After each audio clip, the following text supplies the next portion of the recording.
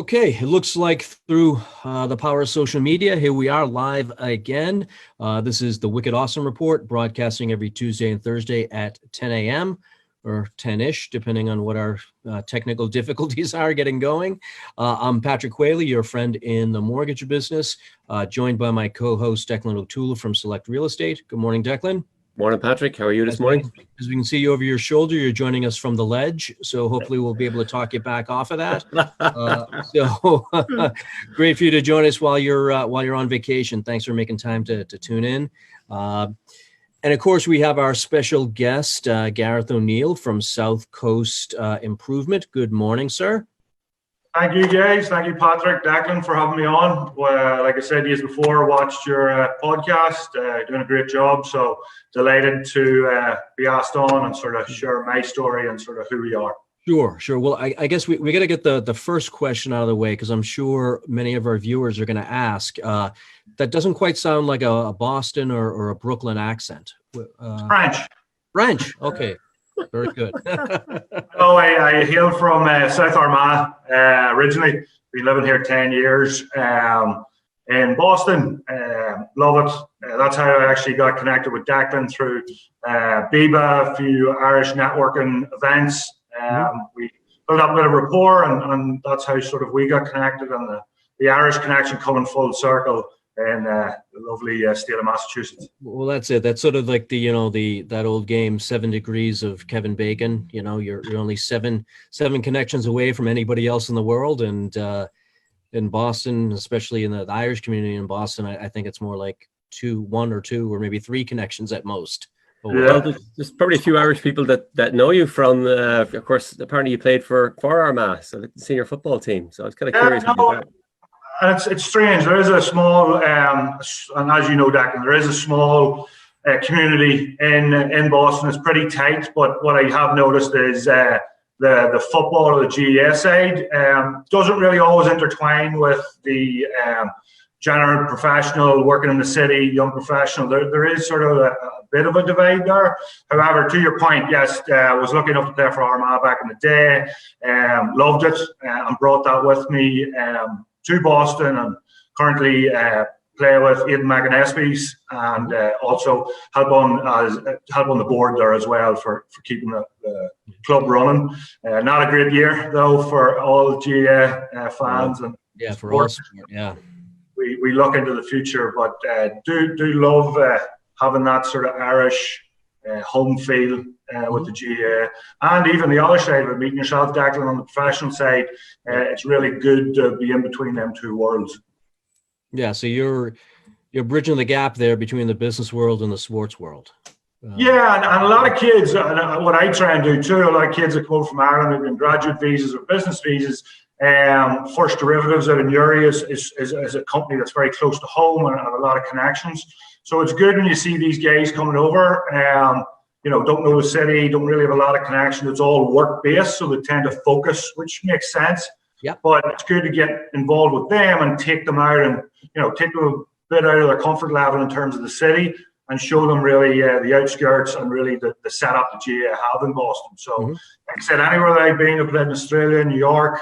The GAA for me is one of the best organizations for really getting introducing yourselves to people, and it applies no way different in Boston. Really. For those who don't know, the Gaelic Athletic Association is the Irish, basically Gaelic sports in Ireland, and of course they've got a strong association over here in Boston. Yeah. And so definitely the lessons that you've learned and have gone through in sport, you're applying it to business here in Boston, and sort of I certainly enjoy speaking to people that have played sports at any high level, and certainly playing for the county. I definitely put that at a high level, and seeing how they've applied the lessons that they've learned on the field into a business environment. So let's talk about that for a little bit. So tell us about your business background here in Boston. The header for today's post was talking about the pandemic environment and construction companies, and so you certainly tie into that. So there's more to you than just football, Gareth. So tell us a little bit more about professionally, what are you up to? Yeah, well, not much more, but I'll let you let you know a bit more. But your boss might be tuning in to hear this, Gareth. So he's probably going to come in there and kick me, but no, definitely want to sort of. And when I seen your podcast, I thought it'd be really good if I ever got the opportunity to come on. So a bit about us. So obviously the construction background, but we're a bit of a niche company, and what I mean by that, we specialize in occupied space renovations. Especially in the senior living world. So as you can imagine, the worst industry right now being affected by COVID across the world, and the most vulnerable people is the senior living facilities. So with that said, when things, to give a bit of a timeline of how this all derived, when everything started to go in March, the company itself, obviously things started grinding to a halt. A brief sort of synopsis of myself and my journey with the company and sort of who we are. So I started with the company 5 years ago, site supervisor, rose to now project executive with the company. The company's been around for 20 years. We're based in Marion, Massachusetts, which is about 30 minutes south of Boston. No, sorry, 1 hour south of Boston. But we also have an office in Pennsylvania. We do work and look at projects of significant size. I would like to say outside the state of Massachusetts, from Maine to Florida, anything really east of the Mississippi, predominantly senior living clients. And there was no real direction for our company to go out to these different states. As you can imagine, working in Massachusetts hard enough. So to go out to Georgia, Chicago, plenty of contractors out there. It's not like, there's not the same construction companies out there in them regions. The reason why we were brought out to them is our process here, how we understand the occupied space and how these buildings actually operate. So, like I said, we came at March time and things grinded to a halt. So in Massachusetts, we do have different verticals. Obviously, I mentioned senior living.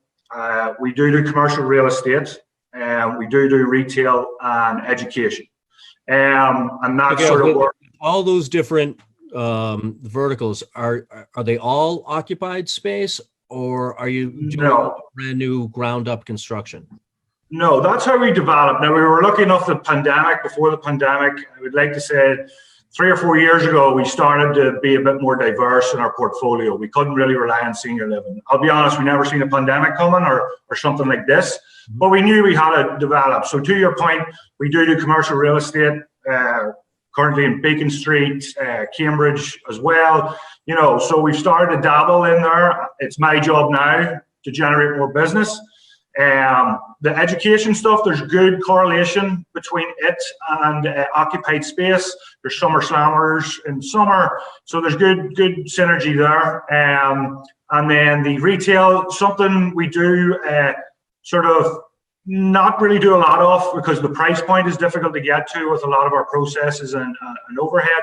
However, complex projects that require a quick turnaround, tight schedules, that's sort of our niche there. And we're not really the guy that competes with a truck. Again, a truck does multi-trades. So with the retail, we sort of go after larger projects in that front. And like I said, when March came and everything shut down, we sat together and we collectively started this journey on the thought process of, right, our top clients are senior living. How can we help our clients navigate out of this? Because as the world, if you draw a line now, the world's changing. It's not going back to the way we are. So now we've got to adapt and figure out the best way forward. So during a lot of brainstorming, we figured and flew in on shared R. So a lot of people are talking about redesigns, isolation units, constructing wee spaces, office spaces, So everyone's jumping at this immediately. However, they're costly things to do. And I'm not saying they're not going to go that direction. I think they eventually will do, but it's not going to solve the problem to the immediate effect. So what we looked at then was the shared R. Predominantly in the senior living world, they're all shared R systems, or at least 90% shared R. The other side of it is PTAC units, where they have their units in the window, let's say, like you'd see in a hotel room. A lot of these buildings are designed for, either commercial space that's then renovated into more or less medical grade for some of these senior living buildings. So predominantly they're not designed for that healthcare aspect, and hence why they have a lot of shared or single PTAC units. So we started going down that route, and what predominantly a lot of people did was the UV light technology. That's the hot trigger right now. You'll see that in hospitals, you'll see that there. And a basic summary of that system is it's a piece of technology with a UV light bulb. You put it into the duct system, it kills the pathogens and the viruses as the air flows through, caught in the filter. However, as we got into that, we noticed a lot of negatives. Cost being one, maintenance being the other, and you got to change the bulbs. Bulbs are expensive. You know, dedicated circuits to these, access points. Doing these in an occupied space in a senior living didn't really seem like something we wanted to give to our client. So as we dug in more and figured out, we found this iWave technology. We got our in-team engineers on board. We got the reps. We took it apart to see, was it as good as what we said before we started promoting. And I have to say it was. There was no part of it let down. They supplied us with all the data. They supplied us with all the third-party testing. The system itself is much cheaper, a lot easier for install, and it does more than what the UV light. And I'll give a quick point of what the UV light does, or the iWave does compared to the UV light. It kills particles in the air, which the UV light doesn't do. And that's like dust particles, seeing a ray of light through the window. So once again, that's cleaning the air. Then it'll also go after the pathogen and virus, which the UV light does. They have third-party data, like I mentioned, which I'll share if anyone wants to see it. And their testing results, as stands now, shows it works for other strains of coronavirus very successfully. Corona, MERS, SARS. If anyone tells you at this point, there's testing out there to prove that it kills the strain that we're dealing with right now, I would strongly suggest, or looking in more research, I don't believe it's accurate, because no one has the time at this point to really figure it out. The company iWave have released a press statement saying they're working on it, but they do believe, off the results of all of them, it will play a positive role on alleviating the pathogens in the air. Yeah, the other thing it does as well, not guaranteed elimination, but it's a huge step in the right direction. No, well, I'm looking at some of the results here just to jump. Like tuberculosis, within 60 minutes in the chamber, it was 69%. Norovirus, it was 93.5 in 30 minutes. MERS 96, E. coli 99.68. That's percentage of that has been eliminated from the air, is what you're saying. That is kill rate, and that's in a scientific setting with a chamber, and they're doing that, and it's each time difference. And once I'll send you both the data on it, and you'll be able to see. So it has backed up scientific good success on these other strains of corona. Okay. The other side of it is, and why, and it's actually actively in Boston Children's Hospital, so that's really good to note as well. Predominantly this was, I think, an odor related product. Yes, it has the benefits of what I just described.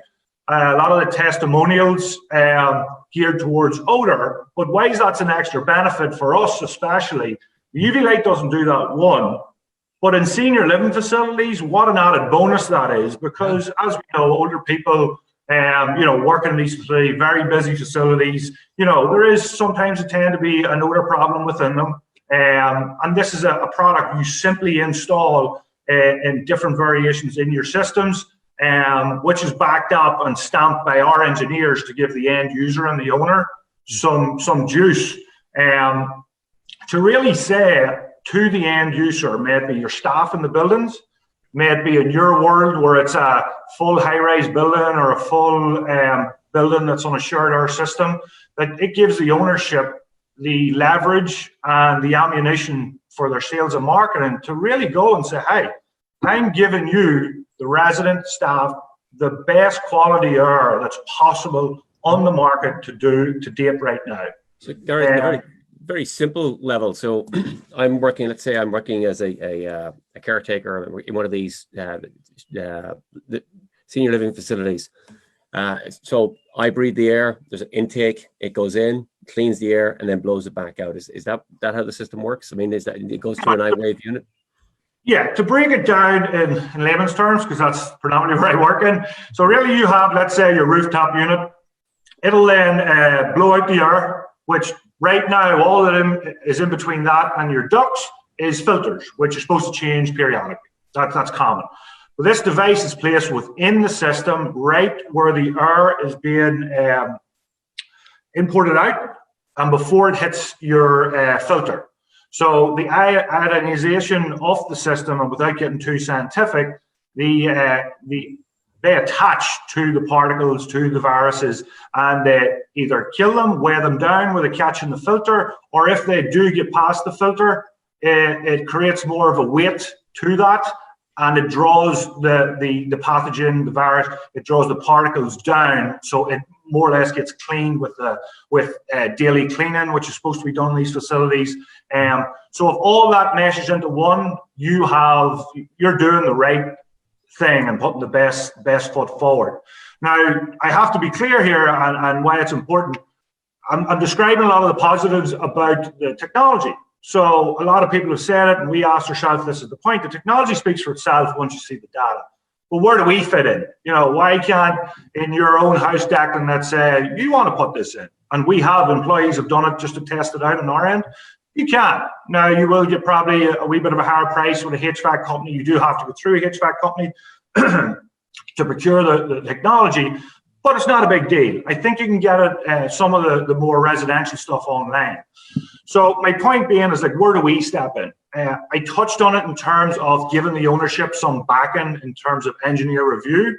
So we'll have our engineers look at your as-built drawings, sight unseen. We'll determine your system. We'll determine how much technology and which technology you have to use, because there's 3 models to implement in. You would then get this revised on your drawings, stamped by the engineer, and then handed to you on closeout. And why that's important is, excuse me, it's just validating what we've done and gives the owner, like I said, this piece of paper that says, hey, we put this in, this is how we've done it right.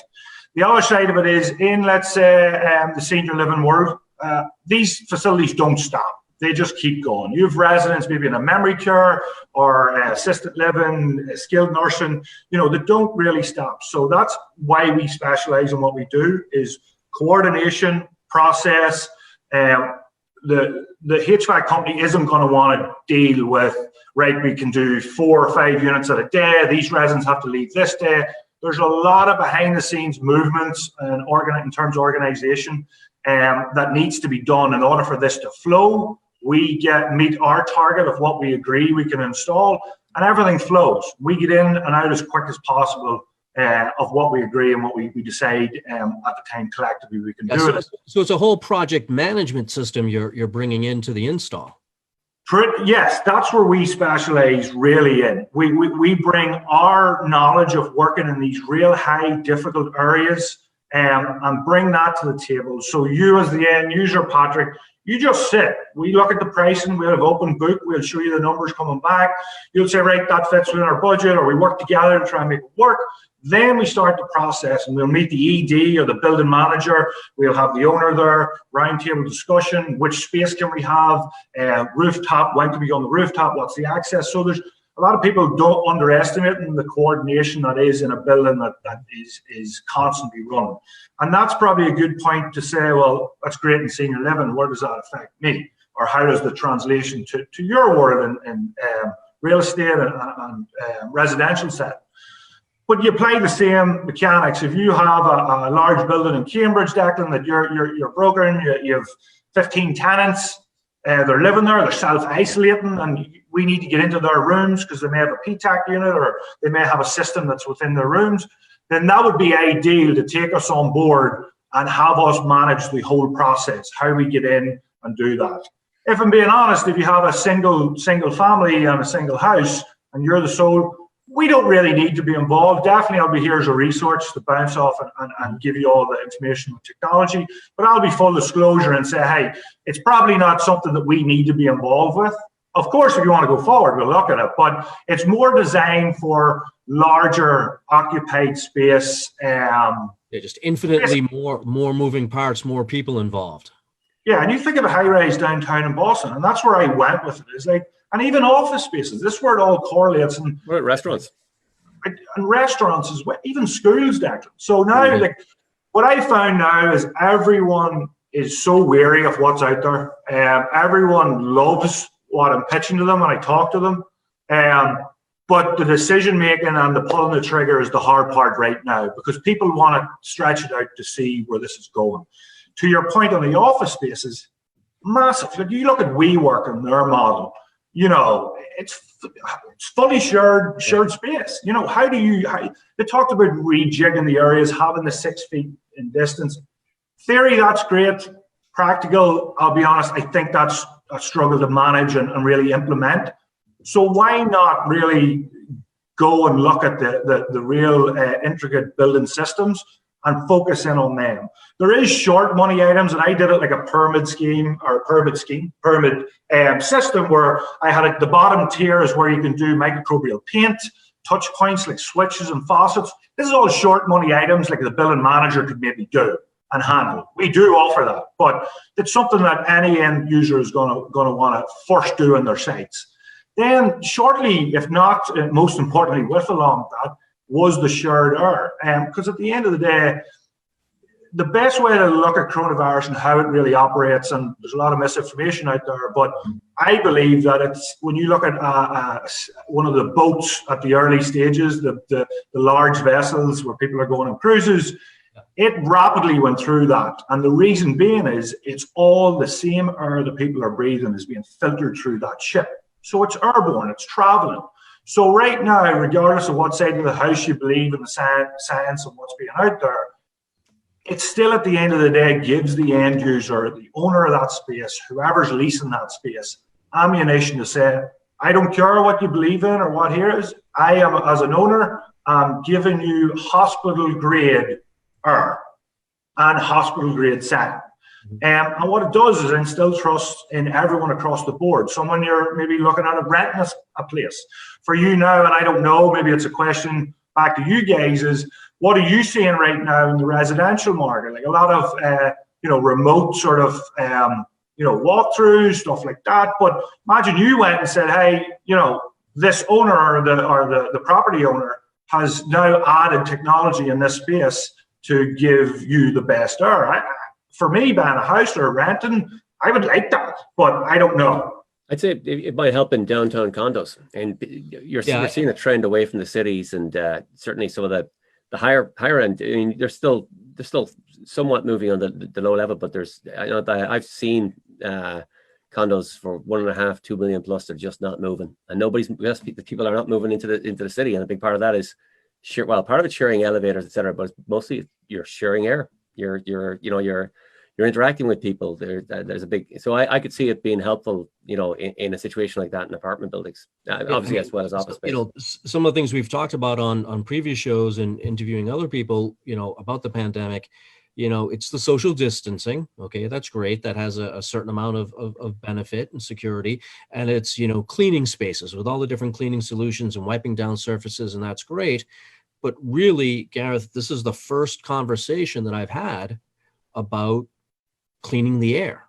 I mean, and now it's like the blinding flash of the obvious. Well, yeah, of course, there should be better filters in the air. It's not just wiping down the countertops and staying 6 feet away from somebody. If you're in the same room, you're breathing the same air, or you're breathing the same air that someone was in. The air is cycled through and recycled. Yeah, there should be. Maybe some people take it for granted, but yeah, there should be some better filtration system to give you cleaner air to breathe. I mean, it doesn't matter whether you have a mask on your face or not. You're not holding your breath, walking through the office building or the retail store. So what you're saying makes absolute perfect sense. Mm-hmm. And I've done, and I'm sure you all have done a lot of online webinars, Zoom calls, and, like I said, everyone's jumping on the complicated design to make it a perfect world scenario. And what I mean by that is, let's take senior living again. They're talking about now creating isolation wings. So if an outbreak ever happens again, they can transfer or shut the place down. Brilliant idea. I do think it will get to that eventually. But that's major money. That's you're talking a lot of money to do that.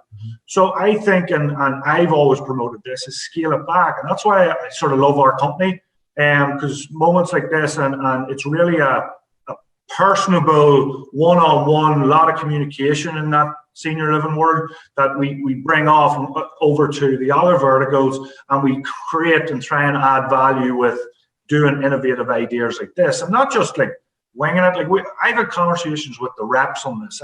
We haven't just said, right, we like this, we're going to move forward. You know, we did our homework on this. We did our cost analysis on this, and to that point, I think it's interesting to note. We did a case study, taking one of our projects, same square footage, and we did a UV light. How much would it be to do the UV light system in that space? And it worked out 62,000 for the UV light through a HVAC company, equipment and install. We did the same with the iWave, and it was 10,500. Wow. Now, obviously, there's added costs to our stuff and other facets to it. But even if they're the two major components, and the other stuff, what I'm alluding to is, if you're going to put in this technology, you want a clean and duct system. You want to change you want to, like, once you do this, you may as well spend the money and do it right. So I'm doing this for 2 office spaces right now in Braintree.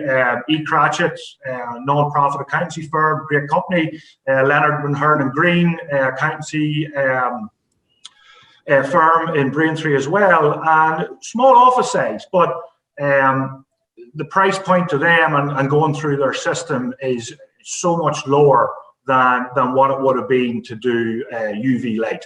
And you say it's a more effective system at the end of the day as well. It's my opinion, the research and the comparison between the two, it's a much better system. There's no maintenance on this thing. You think about the maintenance component. You're doing yearly maintenance. The bulbs could be $100 to $150 for the bulbs. You're changing them out. You have to put them. I'm not going to say the figure. I'm going to be hypothetical here because I don't have it in front of me. But you have to space them a certain distance, maybe 20, 25 feet. So there's a lot of maintenance, and also access panels for us, dedicated circuits. You're going to have to pull an electrical permit. There's so much more juice in doing that, where this is just standalone. You connect it up into the system, the electric components into the HVAC, and the maintenance, there's a 15-year warranty on the cleaning motors, self-cleaning, and there's 3-year on the product overall itself. But what we do, again, and sort of touch on the other items, I went, and for that, them 2 office spaces, I've got duct cleaning prices, which a HVAC company isn't going to do. Your HVAC company is either install or do the HVAC, or you have a HVAC service, which primarily looks at service in buildings. And then you've got duct cleaning company, which is a separate thing. So that's the other side that people don't really understand. You can just come to me with one umbrella, send me your as-builds. I'll get you a number within a week. Ballpark, hey, it's going to be 20K for you're looking at 20K. If they move forward, we'll narrow that down, but we're always very conservative with our budgets to protect who our budgets for. Are you retrofitting a lot of the buildings that you would have done before? Like you've obviously worked on, prior to 2020, you've had number of buildings you've done a lot of work. Are you going back and retrofitting some of those with the iWave, or is a lot of what you're doing retrofitting? Oh, that sort of connects to my point about everyone loving it and not really pulling the trigger yet. There's different reasons for that. Some may be funding, different funding structures.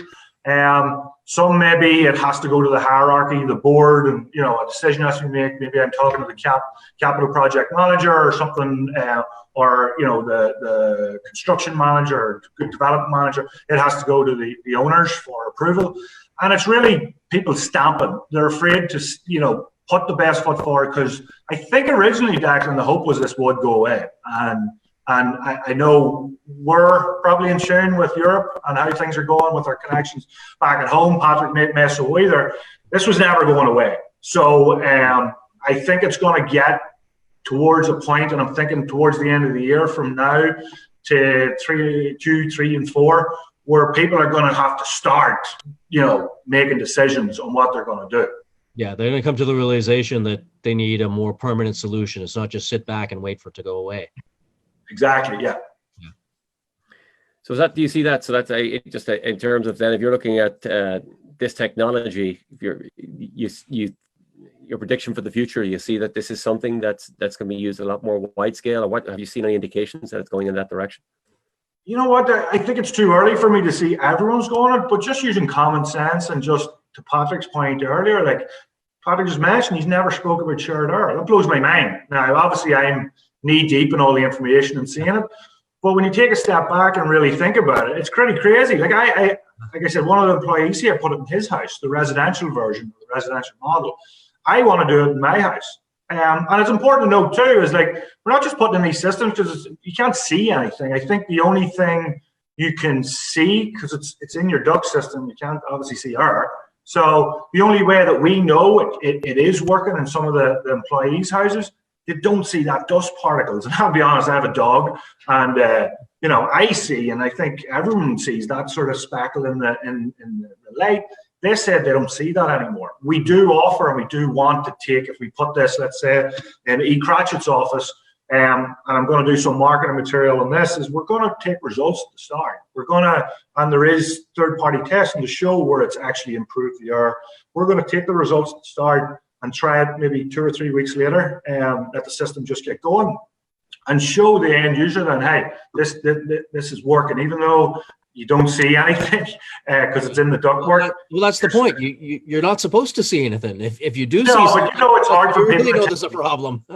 Yeah, it's hard, and this is the other hard part of it too for the decision making is, it's the feeling you put 50 grand or 20 grand, you don't see anything. You build a shed out the back, 20 grand, you see it, it's tangible. You know where your money's going. Whereas this, you can't touch it. So that's another side of it where it's more getting over that sort of hurdle. But my argument to that is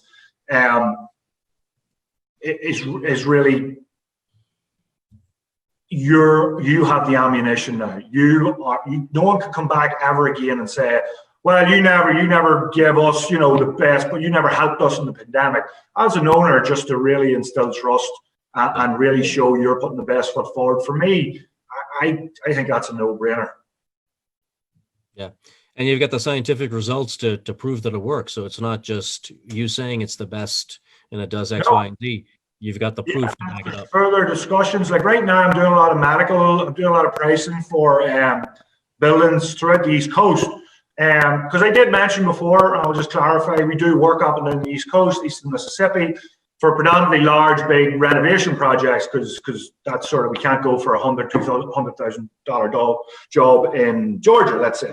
But for something like this, to build a relationship with a healthcare company or someone with buildings, we're definitely open to looking at that. And we've already a partnership with a HVAC company in the Fort Lauderdale area in Florida. We have a $10 million project down there.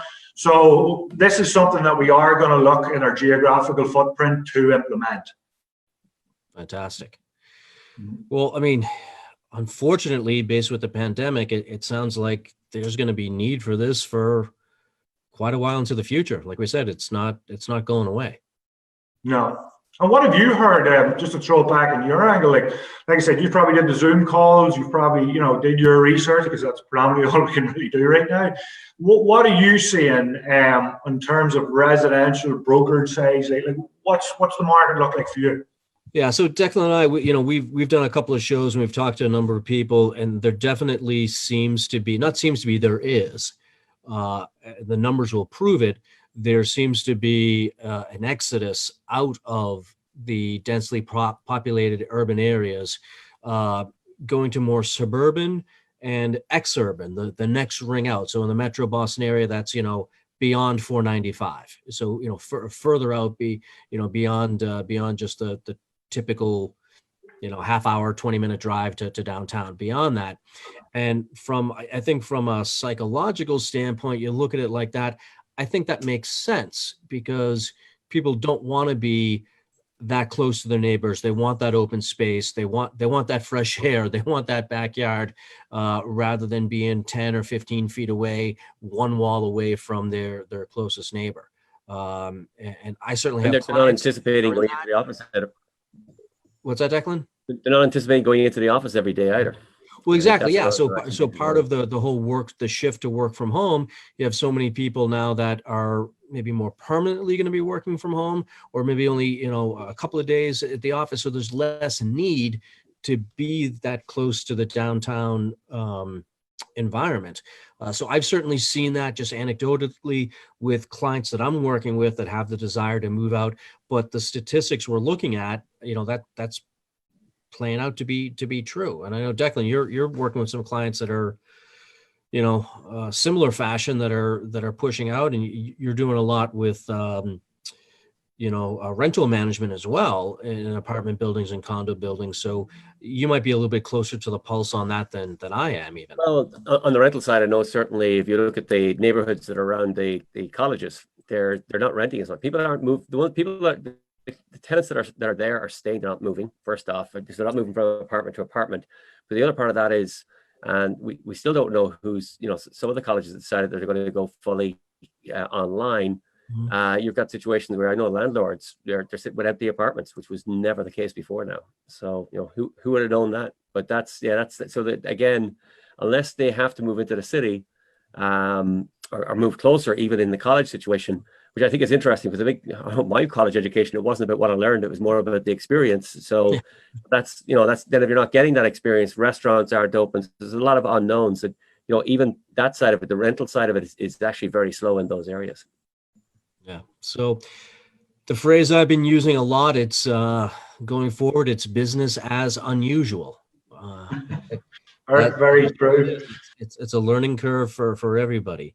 So I think maybe we should start wrapping it up, Gareth. You've been very generous with your time here. We're going on, I think, close to 45 minutes here. So, well, like I said, just on my side, thanks again for having me. The opportunity to speak to both. Good to be on your podcast. If anyone, or if yourselves, what I'll do after this, I'll send you both a Dropbox link with all the data. You can scan through it. If there is anyone on your podcast that's interested to hear more, I prefer doing a Zoom or something so I can take them through and give them a visual. But happy for you guys to pass my details, phone number. Happy just to have a call and give people a heads up. Well, if you don't know, Gareth, you're tagged in the post here on Facebook, and I know Declan will be clipping the video and send it over to LinkedIn, and I'm sure he'll copy you on that as well. So you're definitely referenced here in the show notes, if you will. So Facebook would be an okay way to reach out to you if someone has questions through that. Certainly, LinkedIn is more preferred, but definitely I'm not going to not talk to anyone through Facebook. A lot of my business connections obviously is in the LinkedIn. But if you're doing that, Declan, and putting it up there, perfect. That works well. But I'll email you both the links so you can have a look at it too. Yeah. So anybody that's interested in seeing some of that data, you can reach out to Gareth or reach out to Declan and I, and we can share that with you. And again, thank you for this insight. It's just, I don't know, again, blinding flash of the obvious here, just not something that I had considered. Just everyone's talking about 6 feet apart and wiping down surfaces, just not thinking about the air. I mean, sure, you're wearing the face mask, but not thinking about cleaning the air that you're breathing as well. So thanks for making me feel like a complete idiot not having thought of that earlier. But it's a new world. It wouldn't go that far. It's a new world. So. No, it's definitely good to have that perspective and bring your expertise to the table, Gareth. And I sincerely mean it. I certainly hope you'll join us again. Maybe we can get an update, a couple of months out, and you can give us some more insight as to what you've seen, sort of how this trend develops. So that's an open invitation for you. So if we can get you on again sometime in the future, we'd love to have you. Happy to. Okay, fantastic. So let's wrap it up, call a conclusion to the show. Gareth O'Neill from South Coast Improvement, thank you very much for joining us today, sir. And thank you, Declan O'Toole, co-host here of the Wicked Awesome Report. Thanks for joining us. I am Patrick Whaley, your friend in the mortgage business, and Want to thank everybody for joining us here on the Wicked Awesome Report, broadcasting every Tuesday and Thursday at 10 a.m. or 10-ish, depending on our technical difficulties to get started. Give us a comment, a like, a share. Head over to the Facebook page for the Wicked Awesome Report, and you'll be notified next time of our live video. So thanks for tuning in. Until the next time, hope everybody out there stays awesome. Take care.